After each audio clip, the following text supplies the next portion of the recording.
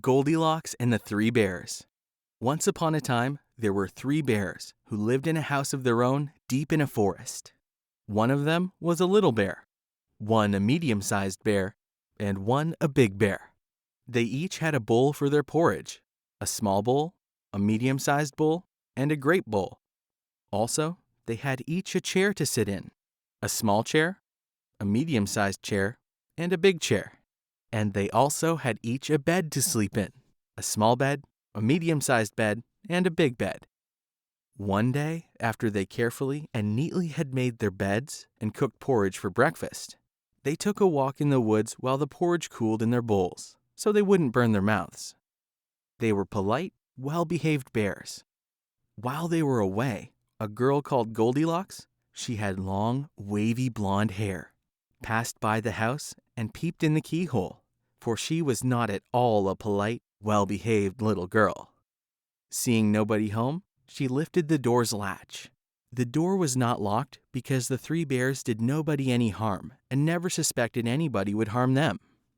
Goldilocks was pleased when she saw the porridge on the table. If she had been a good little girl, she would have waited for the three bears to come home, and perhaps they would have shared their breakfast. Unfortunately, Goldilocks was insolent and rude, so she set about helping herself. First, she tasted the porridge of the big bear, and that was too hot. Medium-sized bear's porridge was too cold, but little bear's porridge was just right. She liked it so much that she ate it all up. After Goldilocks finished breakfast, she sat down in the chair of the big bear, but it was too hard for her. Medium-sized bear's chair was too soft, but little bear's chair was just right. She sat in little bear's small chair so long that the bottom of the chair came out, and she fell to the ground, which made her very cross.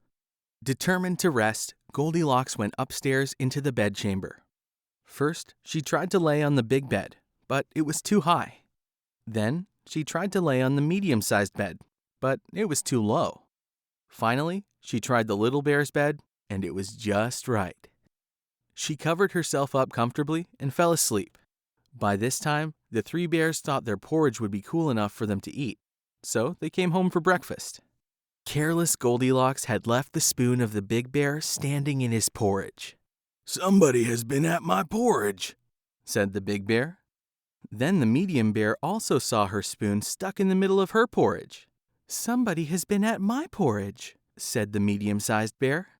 When little bear looked at his bowl, there was his spoon, but the porridge was all gone. "Somebody has been at my porridge and has eaten it all up." The three bears, knowing that someone had entered their house, began to look for the intruder. They checked their chairs. "Somebody has been sitting in my chair," said both the big bear and the medium-sized bear. "Somebody has been sitting in my chair and has broken the bottom of it," said the little bear. Then the three bears went upstairs into their bedchamber, where Goldilocks had left the carefully made beds a mess. "Somebody has been lying in my bed," said the big bear. "Somebody has been lying in my bed," said the medium-sized bear. When little bear looked at his bed, there was Goldilocks' yellow head on the pillow. "Somebody has been lying in my bed, and she's still here." In Goldilocks' sleep, the great, gruff voice of the big bear sounded like no more than the roaring wind. Medium-sized bear's voice sounded like a little bird chirping. But little bear's voice was so sharp and shrill that she woke up immediately. When Goldilocks saw the three bears on one side of the bed, she tumbled herself off the other side of the bed, ran to the window, and jumped. No one can say whether she ran deep into the forest and was lost, or found her way home and got whipped for being a bad girl. The three bears never heard about her again, and they lived happily ever after.